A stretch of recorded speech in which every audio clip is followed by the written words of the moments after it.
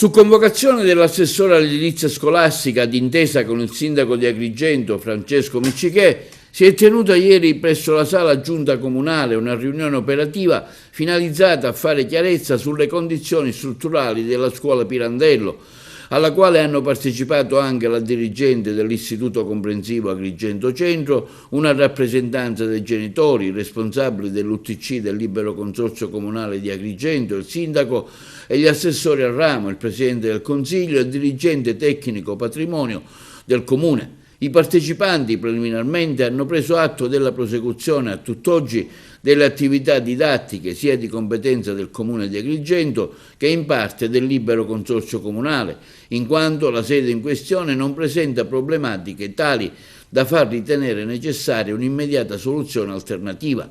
Durante la discussione i tecnici presenti di ambedue gli enti hanno convenuto di rinviare a una prossima interlocuzione, acquisite le indagini commissionate dal Comune di Agrigento e attualizzate al corrente anno, le risultanze sull'effettiva condizione in cui si trova il plesso Pirandello.